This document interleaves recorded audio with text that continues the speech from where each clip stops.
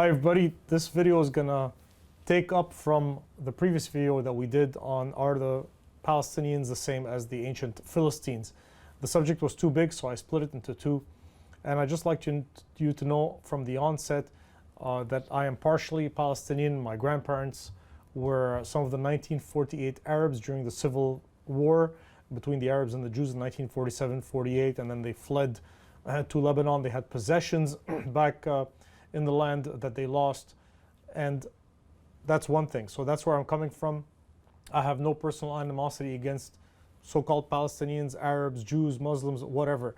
I believe that the Bible is clear. It says that God created men of one blood. Of course, he set bounds of their habitations and whatnot, and differentiated between the nations that he created. But the Bible also says that God so loved the world that he gave his only begotten Son, that whosoever believeth in him should not perish but have everlasting life. Anybody who's born again, we are all one spiritually in Jesus Christ. This is not to take sides because of any personal hatred. I do want to speak to the truth because there's so much misinformation on that stuff. And I'm a Bible believer. I'm a Christian that comes from the Middle East. And I see so many people out in the world outside the Middle East that just believe what the media tells them, and they just take it, and it plays with their emotions. And I'd just like you to see how much you can be deceived by listening to the television, even if you are a Christian. Even if you are a Christian. Let me be clear. Everybody's got their sins. Every nation has its sins. Nobody is guiltless, whether Arab or Jewish or whatnot. Everybody's in need of Jesus Christ. The Bible says all have sinned and come short of the glory of God. This is just about the issue of the presence of so-called Palestinians in the land of Israel in the Middle East, because you keep hearing day in, day out, especially now with this most recent peace plan that was proposed by President Trump. And if you're listening to this video years later, it's always the same story. Actually, we're going to go through a quick history of the land of Israel and where the Palestinians come in. That's what this video is about. But day in, day out, you hear about how the Jews dispossessed Palestinians, and there's Palestinian refugees, and that those areas there in what's modernly called Israel are basically occupied. So let me just take you through it. If you want a crasher on the Philistines of the Bible who are not Palestinians, watch the video. There should be a card up above, kind of a gray information, if a suggested video, you can watch that there. Let me summarize. The Philistines are Hamitic African Egyptians who came into the land of Canaan, and they were driven out by Nebuchadnezzar. 500 BC, you never hear about them again. So now let's pick up with the history of the land with the Romans. In 63 BC, of course, the land of Israel at that point, after the Babylonian captivity, they got ruled by the successors to the Babylonians, who are the Persians, the Persian Empire. And then after that, the Grecian Empire under Alexander the Great. There's Hellenic kingdoms there. And then they're under the Seleucid Empire, which is a Hellenic empire, up until the Romans come in 63 BC. Pompey comes in and takes over Jerusalem. And when you read your Gospels, when you open up the Gospel of Matthew, what you have is the Lord Jesus Christ being born under the Roman Empire, which controls the land of Israel. Now, note that the land is still called the land of Israel in the Gospel of Matthew. Now, for most of you, you consider that New Testament. Technically, it's not. But the idea is the same, that when Christ is born, it's still being called the land of Israel by the Holy Spirit. So if you're a Christian, you're going to have to explain why you don't call it that. All right? However, it's land of Israel, but it's not an independent sovereign state anymore. Because of their sin, God has sold them into bondage, and they are under the Roman Empire, and the area there is just a Roman province. It's a province, and it's called Judea. And the Romans called it Judea, very important to note, because Jews were there, hence the term Judea. Of course, in the year 33, the Jews crucify their Messiah, and I'm mentioning that to see that I'm trying to be balanced and tempered in the presentation of facts and not whitewashing any one race or nation against another. The Jews did kill their own Messiah. Of course, we're all guilty of it because it wasn't just the Jews that killed him, it was also Rome that crucified him. Okay, but I'm just showing you, I'm mentioning the facts. After that, 70 AD, the Jews rebel against Roman rule. Whereupon the Emperor Vespasian and his son Titus destroyed Jerusalem and the temple, driving out almost all the Jews. And it's around this time, of course, that the Apostle John writes the book of Revelation.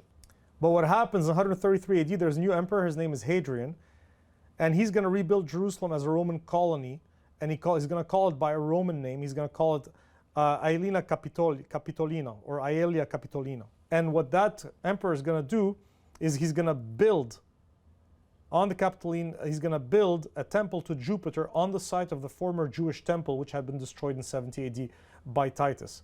He's going to build that on Temple Mount. You see that there? Temple of Jupiter over here.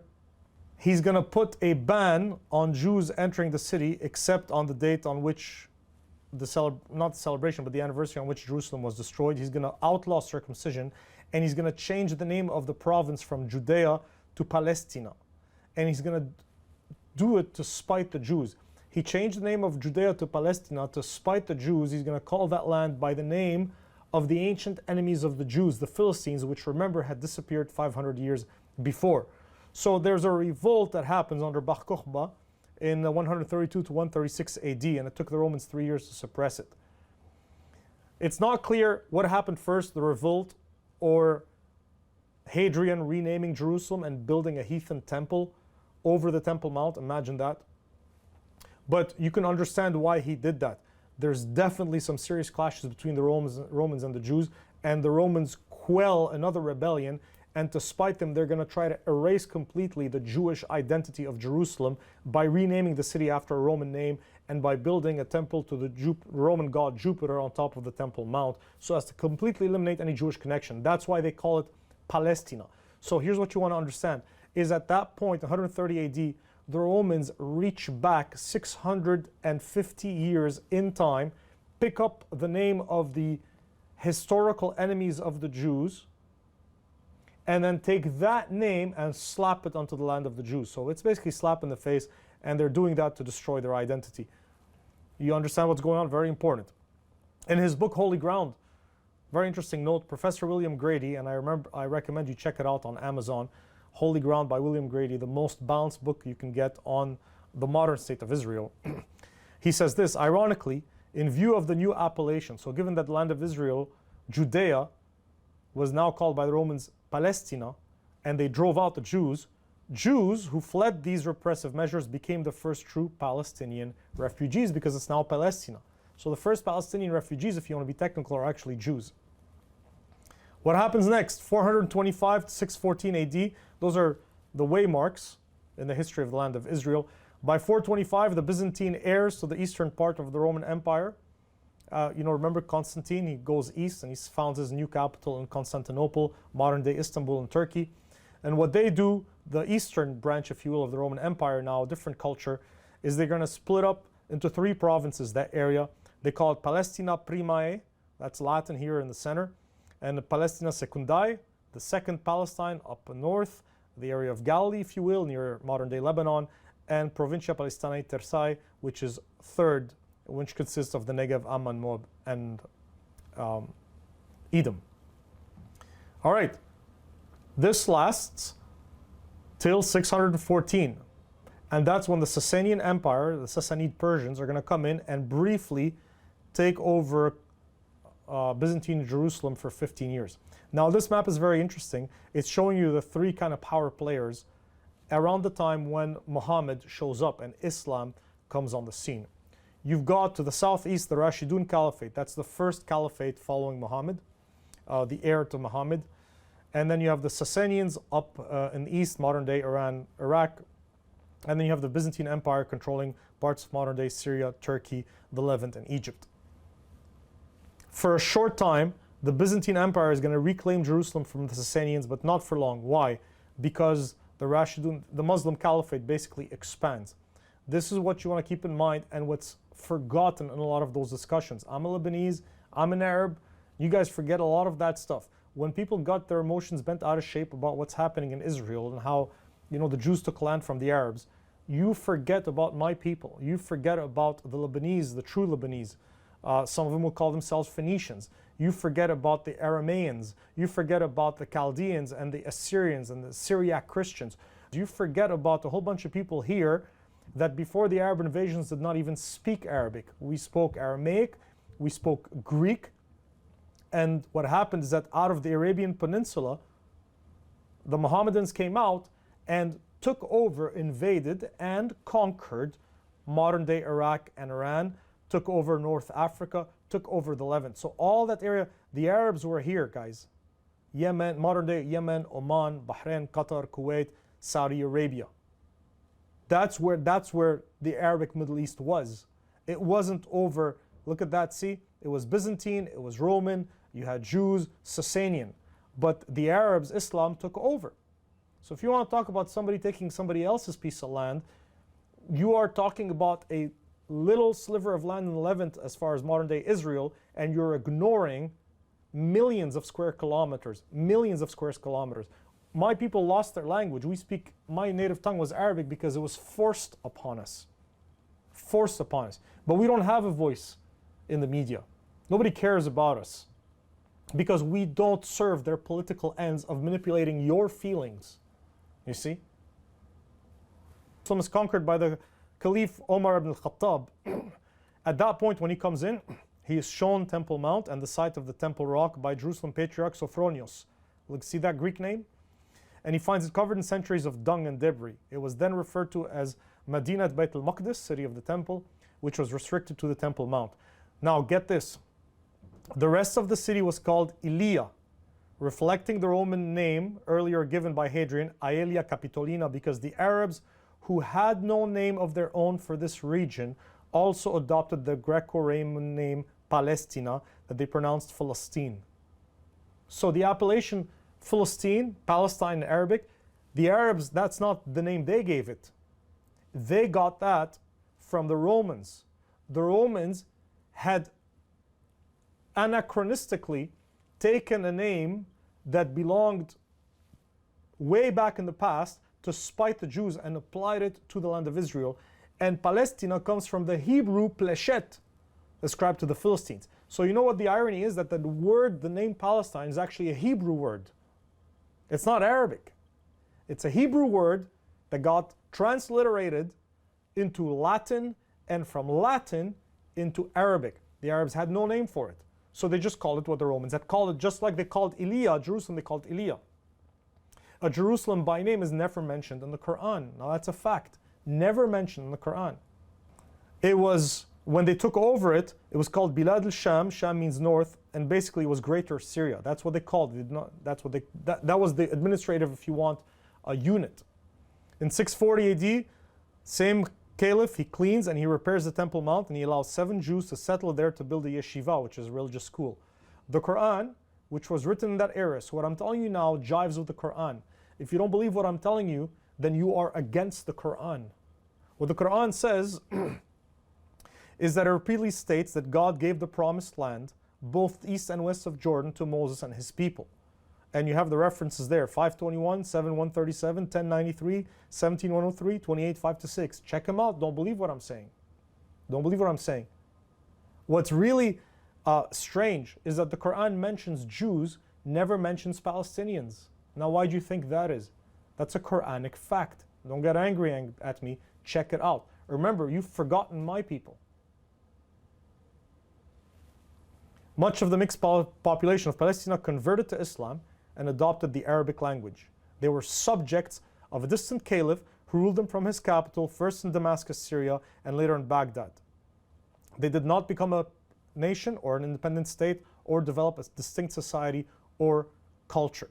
Now that lasted up until 1099 when the Crusades come in and the Crusaders from Europe are going to conquer Philistine. Here also, let me say something very important. In the discussions with my Muslim friends, in your discussions with your Muslim acquaintances and friends. Now, I know the Catholic Church. Listen, I am not a defender of the Catholic Church. I try to be, listen, I was born a Catholic, okay? So what's wrong is wrong, and I call out the wrong as best I can, as I see it. The Catholic Church committed atrocities. So having that said, what happens, a lot of Christians know that, so they automatically accept anything that makes the Roman Catholic Church guilty, and that's a mistake. And I'll tell you why. The Crusades were wicked. They killed a lot of born-again Christians like me and killed a lot of Jews coming in through Europe and down into the Middle East. But politically, if you were living today, everybody would say that the Crusades were justified, because the Crusades was basically Rome reclaiming land that belonged to it by conquest. Now, you can say by conquest. If you say Rome doesn't own that land by conquest because they took it by conquest, then you must also say that the Arabs don't own that land because the Arabs also took it by conquest. So you got to be consistent. Jerusalem, Israel, had been in the hand of the Roman Empire, whether Western or Eastern Byzantine, for 600 years. A little more. And all of a sudden, Arabian tribes come out of the Arabian Peninsula and take the land. So let me ask you this. Basically, if Islam came out of Libya today and Egypt and Algeria and took over France and Spain, would you say that Europe would be wrong in launching a war to reclaim those lands? The Crusades were reclaiming their own land. Let me put it this way. If the Americans today would come in and take over Lebanon, Syria, and Iraq, I mean like abolish government and rule directly. And many of you think that that's already the case in Iraq, that they rule. And you justify Arab rebellion against them because you say, hey, that's not your land, that's their land, they've had it for many hundreds of years. So if you're going to use that argument, you got to be able to apply to the Arabs and defend the Crusades by saying, hey, that's not your lands, Arabs. The Latins have been here for 700 years and they have a right to fight back for it. But you see how people are inconsistent? Largely because they're ignorant of history. Because you just heard talking points on the media. Fact, listen to this. Write that stuff down. After 1099 AD, Palestine was never again under Arab rule. Because it's going to go into Turkish rule, Ottoman rule, and they're not Arabs. The Ottoman Empire was not an Arabic empire. The Arabs rebelled against the Ottomans during World War I. Remember, at the behest of Great Britain. And the name Palestine was not resumed either by the Mamluks or the Ottomans. Because what happens after the Latin kingdom is there, the ones that take over are Muslims, but they're not Arabs, they're Mamluks, and later on Ottomans. And they don't call it Palestine. The Christian Crusader Latin kingdom of Jerusalem lasted nearly 200 years. However, Jerusalem itself was captured by Saladin, who fought against Richard Lionheart in 1187.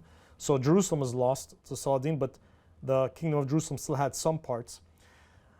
In 1173, Benjamin of Tudela visited Jerusalem. He described it as a small city full of Syrians, Armenians, Greeks, and Georgians. You got that? That's history. So the Mamluks, who are a slave caste that had overthrown the Egyptian masters, are going to rule this area for 250 years. The use of the term Philistine not resumed under them. Then after that, the Ottoman Turks are going to come in. Cairo is going to fall to the Ottoman Turks in 1517. And then they're going to rule this whole area from Istanbul, which used to be Constantinople, which they also conquered for the next 400 years. Again, they don't use the term Philistine. Here's how the Ottomans, who ruled the area for 400 years, divided administratively. They divided the provinces like this. Ottoman jurisdiction divided the country between the provinces, they call them vilayets, of Sidon. Later that was changed to Beirut, that's up north.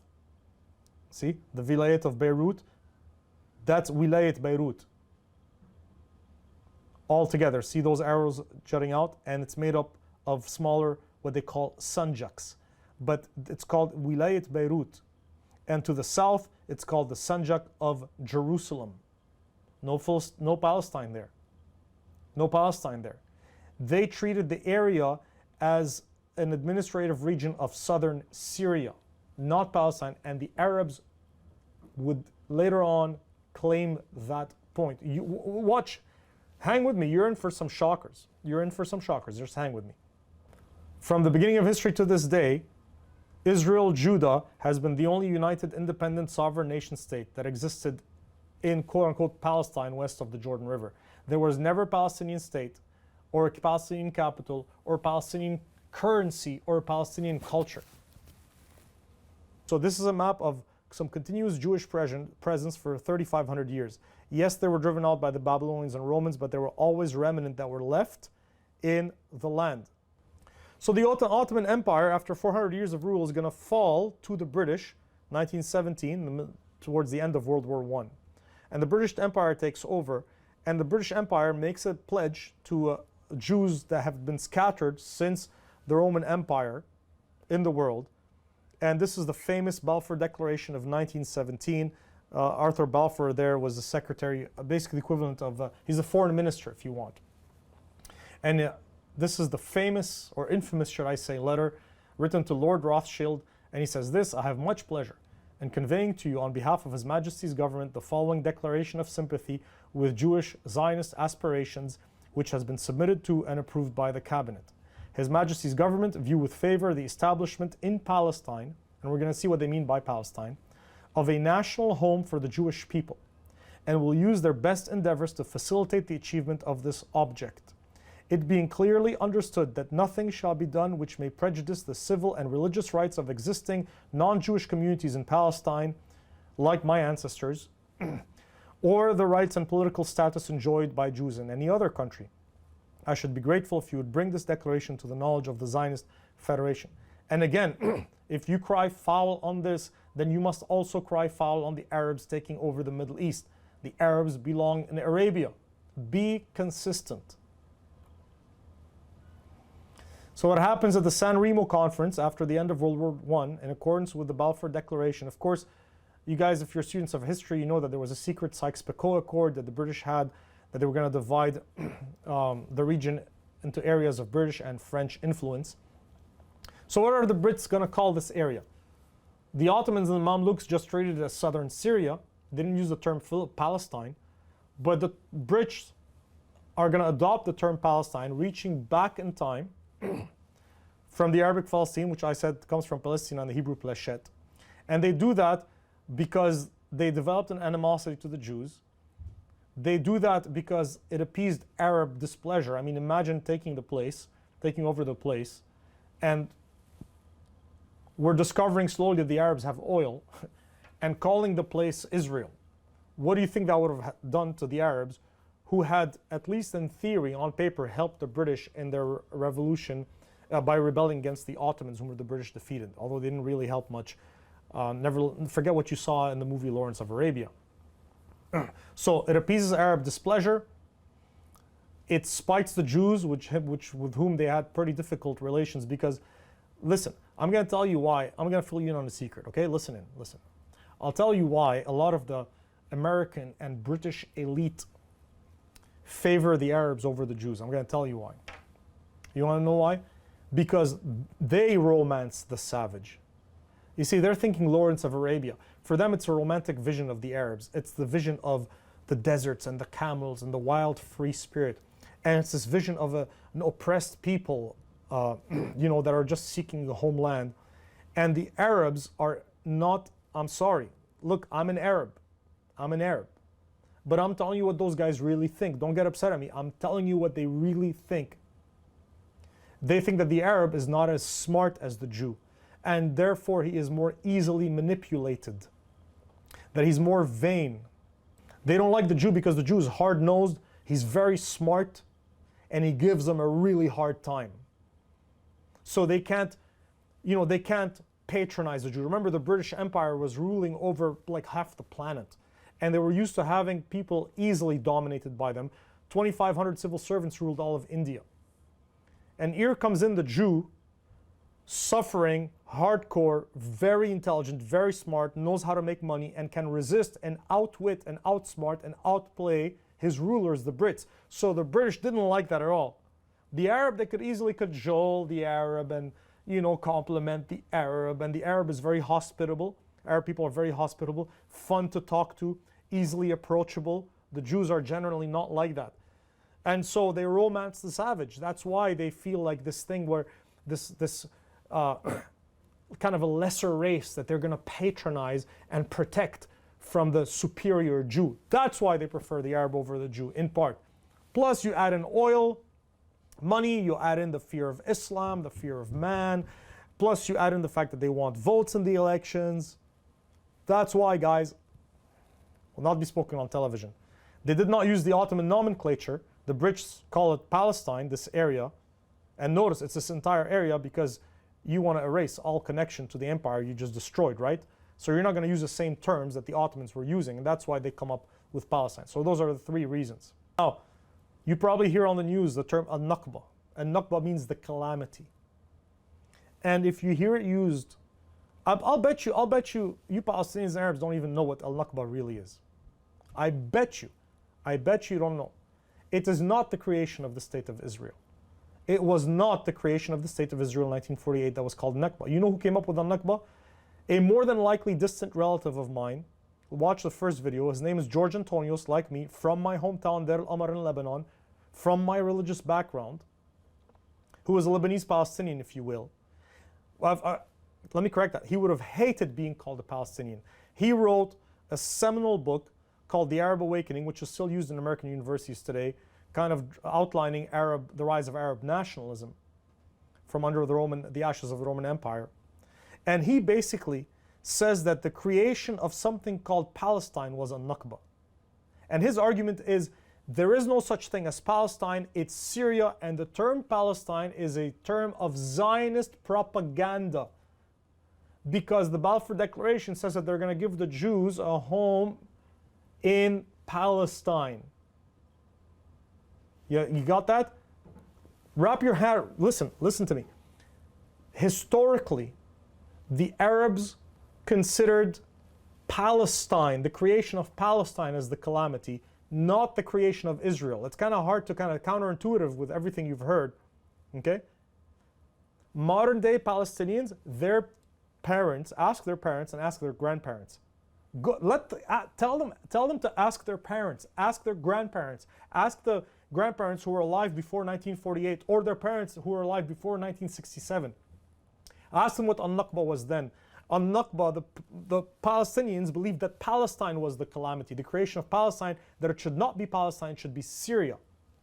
Now, after 1948, it became Israel. I'm telling you, it's a wild thing, man.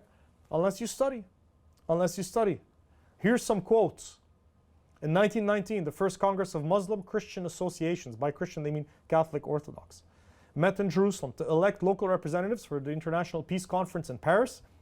During the meeting, the following resolution was adopted by local Arab leaders, and I quote, "We consider Palestine as part of Arab Syria.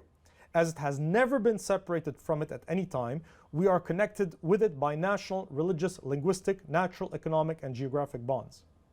1937, local Arab leader Ayuni Bay Abdul Hadi addressed the British Peel Commission, which suggested a partition of the British Palestine Mandate. Here's what he said: "There is no such country as Palestine.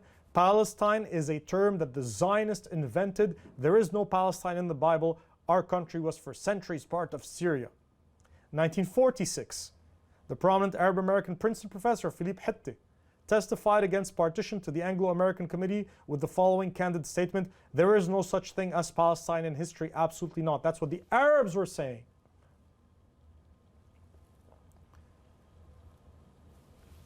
President Trump has come up with a two-state solution. Everybody's clamoring for a two-state solution. My, how men have short-term memories. Friends, this two-state solution was adopted back in 1921-22. There's already been a two-state solution.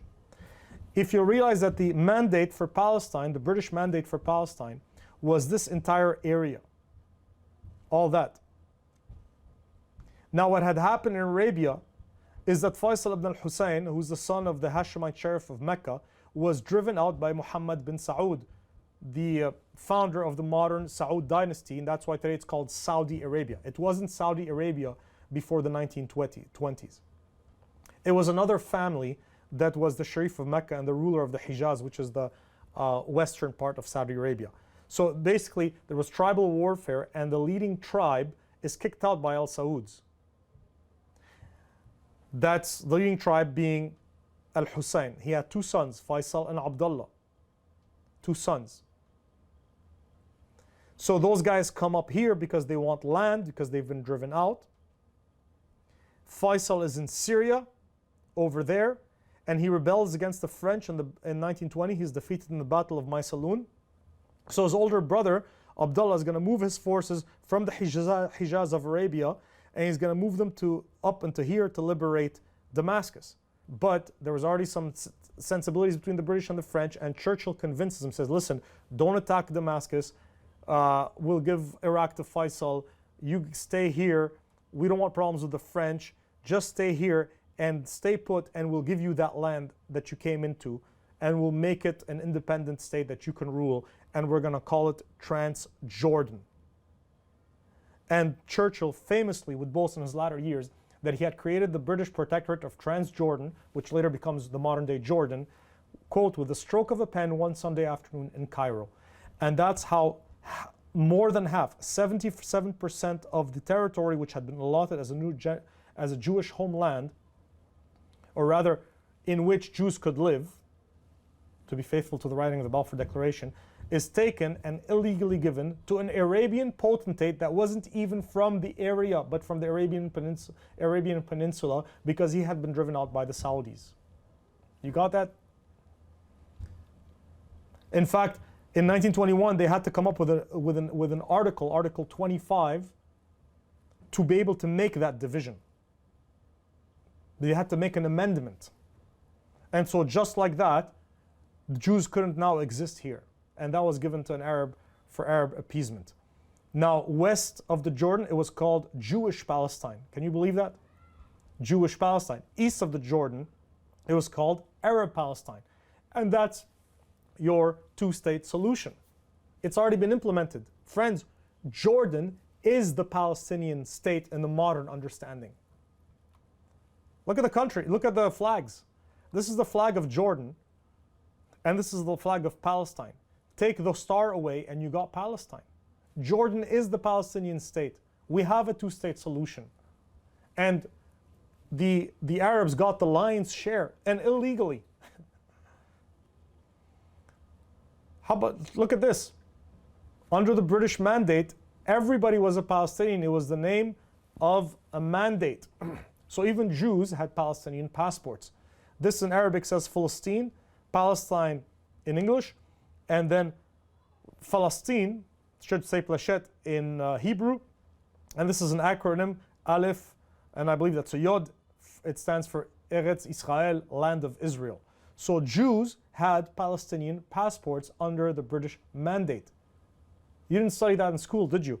Here's a famous interview with Golda Meir, the Prime Minister of Israel, in the 70s, explaining that. When were Palestinians born? What was all this area before the First World War? When Britain got the mandate over Palestine, what was Palestine then? Palestine was then the area between the Mediterranean and the Iraqi border. You say there's no such thing as East Palestinian? and West Bank, no. East and West Bank was Palestine. I'm a Palestinian. From 21 until 48, I carried a Palestinian passport. There was no such thing in this area as Jews and Arabs and Palestinians. There were Jews and Arabs. Who were both Palestinians. Now, if you get upset with that, and if you deny that, you are belying the Palestinian leaders who were living at the time. Here's an article. You'd be surprised that what she said received a surprising endorsement. I'm going to read it. Golda Meir's assertion that the Palestinians are not really a separate people has received a surprising endorsement from the most unexpected quarter, reports the JCNS diplomatic correspondent. It came from Zuhair Muhsin, leader of the SAICA, the Syrian-sponsored Palestinian units, and head of the military department of the Palestine Liberation Organization, if you remember the PLO under Yasser Arafat. In an interview for the Dutch newspaper, Trouv, he said, "There are no differences between Jordanians, Palestinians, Syrians, and Lebanese. We are all one people. It is for political reasons only that we carefully emphasize our Palestinian identity." It was a created identity, guys. "For it is in the national interest of the Arabs to encourage the existence of Palestinians against Zionism." Yes, the existence of a separate Palestinian identity is there only for tactical reasons. They created the identity to weaponize it as propaganda against the Jews, to shape your public opinion. The Palestinian, here's a quote from the same guy in 77. The Palestinian people does not exist. In reality today, there is no difference between Jordanians, Palestinians, Syrians, and Lebanese. Only for political and tactical reasons do we speak today about the existence of a Palestinian people, since Arab national interests demand that we posit the existence of a distinct Palestinian people to oppose Zionism. For tactical reasons, Jordan cannot raise claim to Haifa and Jaffa, while as a Palestinian, I can undoubtedly demand Haifa and Jaffa, Beersheba and Jerusalem. He says if we don't call ourselves Palestinians as a new identity, we can't lay claim to those areas, because otherwise we'd be Jordanians, and Jordan can't lay claim to that area because that area was separated. It's not, that was part of the British mandate. Jews were supposed to live there, and in 1921-22, when Transjordan was divided, everything west of Jordan was basically now Jewish Palestine. So, or Israel eventually becomes Israel in 1948. He's speaking in 77. So we can't lay claim to it and rip it out and give it to Jordan, but we can lay claim to it as Palestinians and take it for ourselves. Now, those are their words. He says, the moment we reclaim our right to all of Palestine, we will not wait even for a minute to unite Palestine and Jordan. Robert Spencer said it very well in 2011. The Palestinian nation was invented as a tool of the jihad against Israel. Instead of tiny Israel surrounded by huge and hostile Arab states, surrounded by 26 Islamic nations, 22 times in size, then Israel looks like they're weak and the victim, and the Arabs look like the bully. So to recast your perception, now they create a Palestinian identity, and now your perception is that you have the powerful Israeli war machine victimizing an even tinier people, and you feel bad for them. It's amazing that this has happened to the Jews. Let me say something here, lest you think that I'm blindly pro-Israel. What has happened to the Jews is their fault, in a sense. Now look, I try to speak the truth about everybody, so probably with this video everybody's going to hate me. Hopefully it doesn't get shut down by YouTube or shadow banned or something. Listen well. What happened to the Jews? Them having to deal with a fake nation, a newly come up nation. Before 1967 there was no such thing as Palestinian the way there is now. So basically the Palestinians are not a people. There's no such thing, the way in the modern understanding of the term. All right? But that was a prophecy of Moses, which Paul is going to quote. Moses, God himself speaking to Moses, because the Jews had driven God to jealousy by serving idols which were no gods, God says, I'm going to move you to jealousy with them which are no people. And that's why he says, they have moved me to jealousy with that which is not God. They have provoked me to anger with their vanities, and I will move them to jealousy with those which are not a people. I will provoke them to anger with a foolish nation. Them which are not a people are the modern Palestinians, like the Palestinians themselves say. Just for political reasons, we carefully underwrite our Palestinian identity, Zuhair Muhsin said. During an interview with Al-Hikmah TV, Hamas, no less, Hamas Minister of the Interior, Fathi Hamad, sought pan-Arab support by stressing their blood ties. Half of the Palestinians are Egyptians and the other half are Saudis. Yasser Arafat was an Egyptian. So there are no people. But the Jews have been moving God to jealousy by worshiping that which is not God. They've left the Lord Jesus Christ. They forsook the Lord Jesus Christ, their God, the Messiah of Israel, and now they reap for it. My heart goes out to both. I want everybody to get saved, guys. I want my people and the Jews to get saved. If everybody would just repent and believe on the Lord Jesus Christ, there would be peace. You want a two-state solution? We have it. Or two-state solution. Jordan, Israel, there should be peace now. I want peace. But you can't have peace while everybody's narrative is built on lies. You want to see who the people were that were living in that area? My family name on my mom's side was Spiridu. And we were in Palestine under the Ottomans since at least the 1700s. And you know what it was? Spiridu, Greek. In a book called The Rape of Palestine, which was based on primary sources, written in 1938 by Ziff, he says that it has always been the foreign soldier who was the police power in Palestine. The Tulunids brought in Turks. And I'm not going to say the N-word there, but he's talking historically, okay? It wasn't a slur back then the way it is today. The Fatimids introduced Berbers, Slavs, Greeks, Kurds, Georgians, Circassians. He says later on, Persians have come in.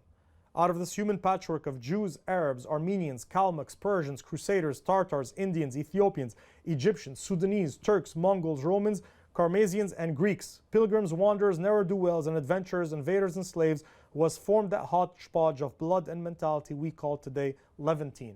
See, back then, 1938, he couldn't even call it Palestinian. He was calling it Levantine because it wasn't called Palestinian the way it is in modern time. Urid, Tartars, Ashiri, Mongols, Kassites, Yemenites, Egyptians, Sudanese, Turco-Egyptians, Greeks and Armenians, Jews and Maronites. That's who was living in the area back then. Palestine was barren in the 19th century. And before that, in 1590, an English pilgrim wrote, "Nothing there in Jerusalem to be seen but little of the old walls which is yet remaining, and all the rest is grass, moss, and weeds." Nobody cared for the area until the Jews moved in. Nobody cared. Arab leaders still don't care for the Arab Palestinians today. They just use them as a tool in their politics of perception. They don't care. Look at all the Palestinian camps in Lebanon, Palestinian camps in neighboring countries, and they won't give them citizenship. They're living in miserable condition in the Arab countries, worse than they do in Israel. British Consul in 1857. The country is in a considerable degree empty of inhabitants, and therefore its greatest need is a body of population. Mark Twain, famous author, "There is not a solitary village throughout its whole extent, not for 30 miles in either direction. One may ride 10 miles hereabouts and not see 10 human beings. For the sort of solitude to make one dreary, come to Galilee. Nazareth is forlorn, Jericho lies a moldering ruin, Bethlehem and Bethany in their poverty and humiliation, untenanted by any living creature, a desolate country whose soil is rich enough, but is given wholly to weeds, a silent, mournful expanse, a desolation. We never saw a human being on the whole route, hardly a tree or shrub anywhere, even the olive tree and the cactus. Those fast friends of a worthless soil had almost deserted the country. Palestine sits in sackcloth and ashes, desolate and unlovely," in 1867. And then, when the Jews came in, that region started blossoming. And so you know what happened? There was a swelling of Arab immigration into what you think of as Palestine, Israel today. The current myth is that these Arabs were long established in Palestine until the Jews came and displaced them. The fact is, Arab immigration to Palestine displaced the Jews. That the massive increase in Arab population was recent back then is attested by the ruling of the United Nations that any Arab who had lived in Palestine for just 2 years and then left in 1948 qualifies as a Palestinian refugee. That's it. Listen, I asked my grandmother. My grandmother was one of those Palestinian refugees in 1948 because I had read it in books and I wanted to double check. My grandmother was 94 years old. She just went to be with the Lord. And I asked her, and I wrote that stuff down. I said, because I wanted to keep it, it's precious. I said, "Grandma, is it true that it was the Arabs that told you to get out?" And she says, "Yes." Basically, what they told my grandparents is at the war, civil war, 1948 of independence for Israel, 47-48, the Arab leaders told whatever Arabs were living in the region, they said, "You know what? We don't want a two-state solution. We want to eradicate the Jews, drive them out into the sea. So leave so you don't get harmed. And then once we beat them, you can come back in and take back your lands and their lands." And that's how my grandparents got on a ship and got out of Israel and came to Lebanon. In 1939, Winston Churchill noted that so far from being persecuted, the Arabs have crowded into the country and multiplied, attracted by the booming Jewish prosperity. See, what happens is when you see statistics for Jews and Arabs in Palestine, they don't consider how those statistics came to be. One factor was the British policy of keeping out the Jews while bringing in Arabs. Another factor was the violence used to kill and drive out Jews. And the other, of course, was the economic prosperity of the Jews. And so the British could barely handle it, the fighting between the Jews and the Arabs. They don't know what to do. They're pulling their hairs. And the 1937 Peel Commission partition plan suggested 2 states within Jewish Palestine. So remember now, this was supposed to be the area where Jews could live. They gave that and gave it over to the Arabs. Now further, in 1937, the British were going to divide even that into 2 states. It was division upon division upon division. What was happening is that Jewish homeland was getting smaller and smaller. And so here's the 1937 proposed peace plan. 1/5 of the area would go to Israel. 4/5 would go to the Palestinians.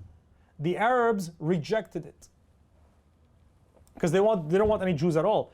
And so again, 10 years later, in 1947, the UNSCOP, which is the United Nations Special Commission on Palestine, proposed the partition of Palestine into an independent Arab state, an independent Jewish state, and Jerusalem would be under basically international sovereignty, international control.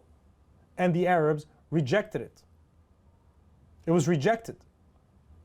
The partition plan required that the proposed states grant full civil rights to all people within their borders, regardless of race, religion, or gender. Not only that, the Jews were going to subsidize financially the Palestinian state. And the Arabs rejected that. They don't tell you that on CNN, do they? The Jewish homeland had gone basically to 15% of its original area. The Jews accepted the plan, the Arabs rejected and rioted, and they demanded a military solution. And that's why you had the war, the civil war of 47 and 48, where Israel became a state. Did you know? Because they were so intransigent and would not give the Jews 1/5 of a land, they lost the war and ended up not having a state at all till this day. And here's how the Gaza Strip and the West Bank being here, west of the Jordan River, and the Gaza Strip being here, got created. After the cessation of hostilities in that war, Jordan controlled the West Bank, Egypt controlled the Gaza Strip. What you want to keep in mind is that both sides declared that the boundary was not an international border. The southern border with Egypt down there continued to be the one that had been drawn by the Ottoman Empire in 1906. Palestinians living in the Gaza Strip or Egypt were issued all Palestine passports. Egypt did not offer them citizenship, and no one back then was calling for a Palestinian state. The Jericho Conference was held in December of 48 to decide the future of the portion of Palestine that was held by Jordan at the end of the 48 war, west of the Jordan River over here. Pro-Jordanian personalities called for the annexation of the West Bank, including East Jerusalem, to Jordan rather than for a Palestinian state. The Transjordanian government gradually assumed the civil functions of the West Bank, paying the salaries of civil servants and absorbing local governors into what was henceforth the Hashemite Kingdom of Jordan. And in 49, the Jordanian nationality law was amended to grant every Palestinian Jordanian citizenship, and Jordan annexed the West Bank in 51. Transjordan never gave Palestinians their own state. And that's why on modern maps, this is what I've been talking about when I talk about the Gaza Strip and the West Bank over here. So what you'll see on propaganda sites, it's all over the internet, you'll see that map on the left. And they'll tell you that used to be Palestine, and then look, all the green was Palestinians and all the white was Jews, and look slowly how there's genocide and ethnic cleansing and the Jews are taking over the entire land and the poor Palestinians are being driven out. It's a lie. You're just a liar, man. Those are my ancestors too you're talking about, and you're a liar. That's a lie. The real map is that it was in legal courts, international courts, is that this was supposed to be the area in which Jews could live. Then this became the area, and now this is the area. And they want to make it even smaller.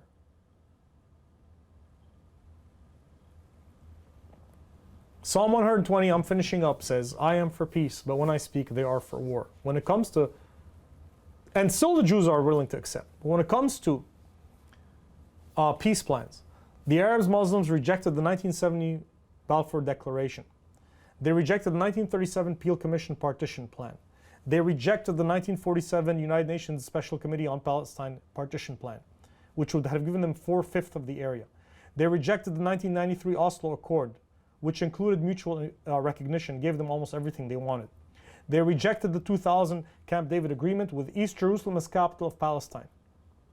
In 2005, Ariel Sharon dismantled all settlements and recalled the Israeli army back to the 67 borders between Israel and Gaza without land swaps, and left behind greenhouses. The Arabs destroyed the greenhouses and launched rockets. In 2008, Ehud Olmert, the prime minister, presented Palestinian President Abbas with a partition plan building to basically a plan that would build towards a Palestinian state and land swaps and dividing Jerusalem. He never got an answer. And now in 2020, Trump's proposed two-state peace plan was immediately rejected with a quote, with 1,000 no's. So, Philistines are an Asian, African, Egyptian, Hamitic people that disappeared in about 500 BC. Fast forward 2,500 years, there is no such thing as a Palestinian state or a Palestinian people. There isn't.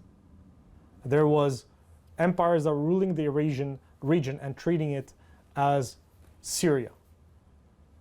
There was all kinds of people living in the area, not just Arabs.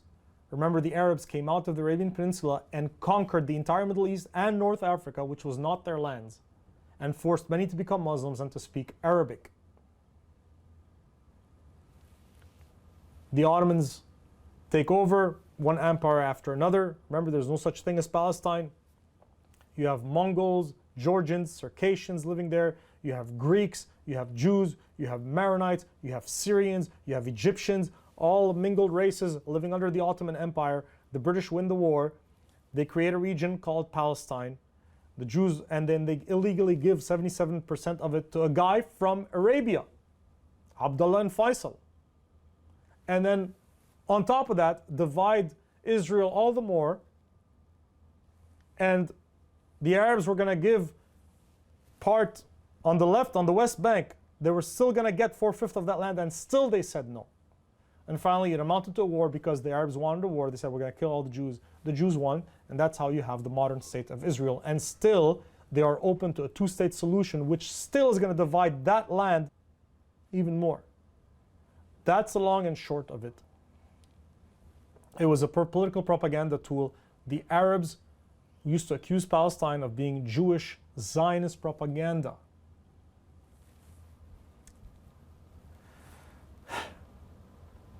That's a heavy subject. And I want to finish it again with saying, I'm just talking about land, real estate. This has nothing to do with the value of a human soul. At the end of the day, the Bible says we're all sinners. At the end of the day, the promise to inherit the land when Jesus Christ comes back goes to the children of Abraham by faith, meaning including non-Jews who believe in Jesus Christ. And those who are Jews by nature, because of their rejection of Jesus Christ, will not inherit the land of Israel in the millennium. You got that? So you're going to have plenty of Arabs and Muslims who believed in Jesus Christ who are going to be resurrected and own that land, and plenty of Jews who look down their noses on Arabs and Palestinians and who are sure that they're going to get it, who will not get it at the resurrection because they rejected their Messiah, Jesus Christ. God has a way of leveling the playing field for everybody and humbling everybody's pride. So that video, though, is just to show you that lies that are propagated in media, so your emotions are not manipulated and you're not ignorant of history and of the truth as told by a Lebanese Palestinian who believes the book. That's all the video is about. If you have an issue with the facts, say where there was a fact wrong. In the comments, don't just get angry and insult. Correct. If there's a mistake in any of the facts, I will correct the mistake. Guys, if you think this will benefit some people, because they're not going to hear it on CNN and MSNBC, share it, like it, pass it along. And as always, keep us in prayers. Thank you for listening.